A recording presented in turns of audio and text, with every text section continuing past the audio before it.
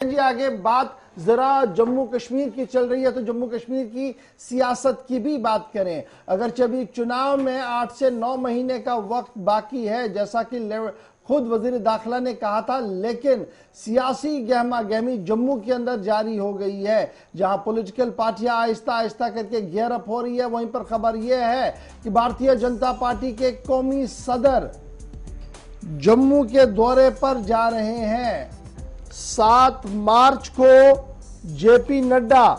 जम्मू आएंगे और ये पहला मौका होगा जब जेपी नड्डा 370 के इख्तिताम के बाद डायरेक्टली जम्मू कश्मीर आकर जम्मू कश्मीर के जो पार्टी लीडर्स हैं उनके साथ बात करेंगे। एक तरफ से ये है, दूसरी तरफ से चुनाव का बिगल अनऑफिशियली बजा दिया गया है बीजेपी की तरफ से और अमित शाह और वजीर आजम के दौरे से कबल जेपी नड्डा 7 मार्च को जम्मू का दौरा कर रहे हैं और दौरे के दौरान जहां कोर कमेटी का इजलास तलब करने की बात कही गई है, वहीं पर यह भी खबर है कि यह उनका पहला दौरा होगा जम्मू कश्मीर का पिछले 2 साल के दौरान। और जेपी नड्डा जब जम्मू पहुंचेंगे तो जम्मू से भवन के लिए भी जाएंगे, यानी वो किसी न किसी तरीके से यात्रा के लिए भी जाएंगे और वैष्णो देवी दर्शन करने का प्रोग्राम भी उनका है। ये भी शेड्यूल के अंदर जो है वो कहा गया है। लेकिन जाने से पहले जम्मू कश्मीर की पॉलिटिकल सिचुएशन, जम्मू कश्मीर के परफॉर्मेंस, जम्मू कश्मीर कितनी तैयार है चुनाव के लिए, इस हवाले से भी रिव्यू मीटिंग ले सकते हैं जेपी नड्डा। इस तरीके की खबर जो है वो सामने आ रही है। इधर खबर ये भी बताई जा रही है कि कम से कम हदफ जो है वो मुकर्रर किया है बीजेपी ने 35, यानी 35 का लक्ष्य जम्मू से किसी भी कीमत पर लेना है और इसी स्ट्रेटजी को पास करने के लिए, मुतहरिक बनाने के लिए, फाल बनाने के लिए अब जेपी नड्डा साहब जो पार्टी सदर हैं वो जम्मू कश्मीर के दौरे पर आ रहे हैं, स्पेशली जम्मू के दौरे पर आ रहे हैं। अनिल शर्मा मजीद गुफ्तगू के लिए हमारे साथ। अनिल, तो सियासी गहमा गहमी जो लगातार जम्मू कश्मीर के अंदर देखी जा रही है, असेंबली इंतखाबात उसका इशारा मिलने के बाद ही जम्मू कश्मीर के अंदर सियासी गहमा गहमी लगातार तेज हो रही है और अब एक बार फिर 7 मार्च को भारतीय जनता पार्टी के कौमी सदर जेपी नड्डा जम्मू का दौरा करेंगे, जहां वो माता वैष्णो देवी मंदिर जाकर उसके बाद ही पार्टी लीडरान ओहदेदार से वो मुलाकात करेंगे और साथ ही साथ जो कोर ग्रुप के इजलास की भी वो सदारत करेंगे। और माना जाता है कि इस बार पार्टी इलेक्शन से कबल इत्तेहाद नहीं कर सकती हैं। ये फिलहाल जराये के हवाले से खबर और उनका जो मिशन होगा वो 50+ होगा, जम्मू के अंदर 35, लेकिन ओवरऑल जो उनका मिशन होगा वो 50+ सीटें जम्मू कश्मीर के अंदर जो आने वाले इंतखाबात, असेंबली इंतखाबात होंगे उनके हवाले से खबर आ रही है कि बीजेपी का जो मिशन होगा, जहां कोर कमेटी का इजलास होगा वहीं पर प्रभारी, सह प्रभारी और बीजेपी के जो मोर्चा हैं उन सभी लोगों के साथ भी मीटिंग की जाएगी, फीडबैक लिया जाएगा और स्ट्रेटजी को डेवलप किया जाएगा कि आखिर ऐसा यहाँ पर क्या कुछ करना होगा। और यह बात भी याद रखिएगा 5 रियासतों के अंदर इंतखाबात लगभग मुकम्मल हो रहे हैं और फिर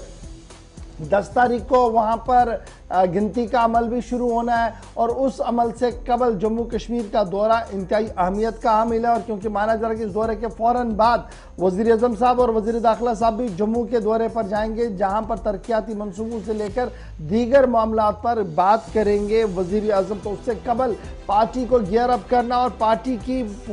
फंक्शनिंग को रिव्यू करने के लिए जेपी नड्डा 7 तारीख को जम्मू पहुंच रहे हैं।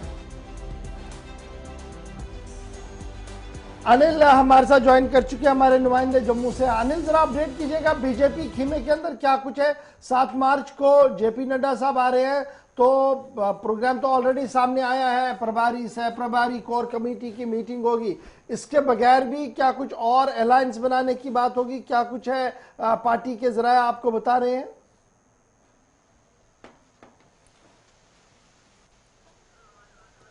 अनिल, क्या अब तक आवाज आ रही है? जी कैरी ऑन कीजिएगा। जी, निश्चित तौर पर मैं आपको बताना चाहूंगा कि जिस तरह से नेशनल प्रेसिडेंट बीजेपी का जिक्र करते हैं तो वो 7 मार्च को जो है वो जम्मू पहुंच रहे हैं और जम्मू पहुंचते ही जो है वो सबसे पहले मां वैष्णो देवी के दरबार जाएंगे और वहां जाकर जो है पावन दर्शन करेंगे और उसके बाद सीधा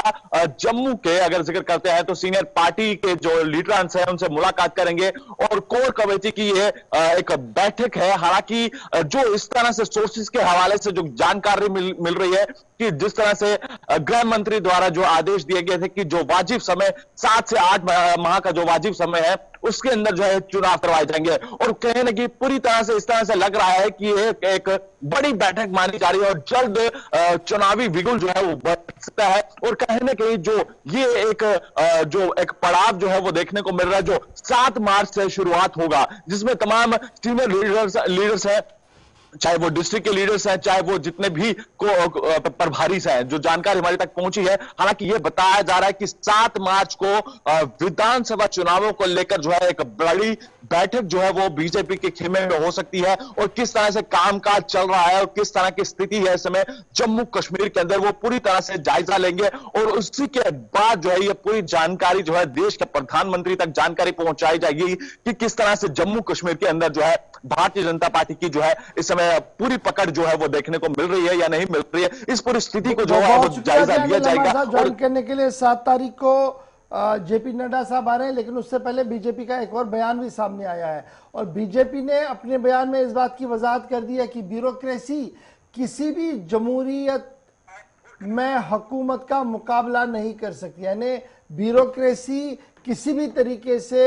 एक इलेक्टेड गवर्नमेंट को रिप्लेस नहीं कर सकती है। इलेक्टेड गवर्नमेंट का होना वक्त की अहम तरीन जरूरत है। दूसरा इंकिशाफ कि हदबंदी कमीशन का काम लगभग 90% मुकम्मल हो गया है। अब जम्मू कश्मीर में बहुत जल्द इंतखाबात हो जाएंगे, ये तीसरी बात है। और एनसी और पीडीपी हमेशा अपने हकीर मकासद के लिए छोटे मोटे मसाइल पैदा कर देती है। ये 5वीं बात थी जो